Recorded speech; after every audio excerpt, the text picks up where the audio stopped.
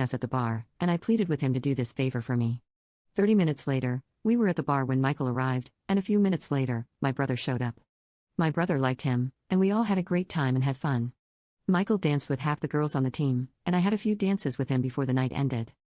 He gave me his number and said hanging out with us was fun.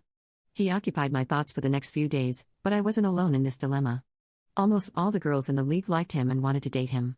But no one made a move on him because of our girl code. I had indicated first that I liked him and wanted to date him so others could only fantasize about him. Michael and I became friends, but he also became friends with Emma and my brother, Jack. The three of us hung out a lot, but after a few months, we started spending more time with each other. A year later, our friendship deepened, and I still hadn't asked him out even though I was fascinated with him. I didn't ask him out on a date because it didn't seem like he was into me. I didn't want to risk losing our friendship. One evening, we were having dinner at my place. I hadn't been with any other man since I met him because he was the one my heart yearned for. And I had never felt this way about any man. I looked into his eyes and realized I was in love with him. I couldn't help myself. I told him that I liked him and wanted us to be in a relationship. Shock flickered across his face, but he got over it quickly. He reached for my hands and hugged me.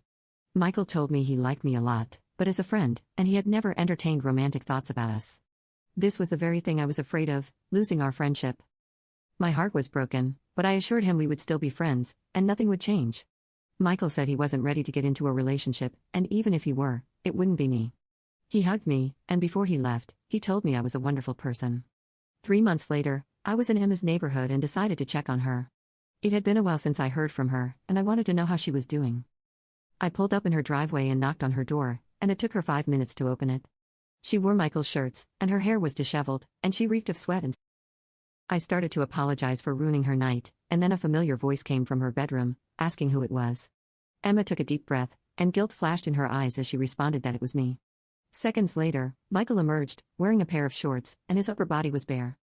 They told me they had been dating for 2 months, and I congratulated them. I forced myself to shut down my feelings for Michael because he was my friend and was dating my best friend. I was happy for him, and we remained friends and continued to hang out. Seeing them being all lovey-dovey in front of me didn't make me feel anyway. I stopped playing for the local league as I have been promoted to CFO of my company, and my schedule had gotten busy. I couldn't hang out. My brother, Jack's girlfriend, proposed to him, and he started to plan his wedding. He asked Michael to be one of her bridesmen, which rekindled their friendship. Jack loved to throw parties, and every one of them he had, Michael and Emma were there. We still joked and texted each other often. And on the days I could get away from work, I would attend one party or the other with them. Each time I saw Michael, he looked prettier and happy. He'd give me a big hug, usually bigger than the one he had given me at a previous event. He'd ask me about work, and I'd do the same, and he'd tell me about his relationship with Emma. A few months after the last time we met, Emma and I were at a local pub when a man came in and kissed her. I was surprised, and I couldn't hide my anger when she introduced the man as her boyfriend.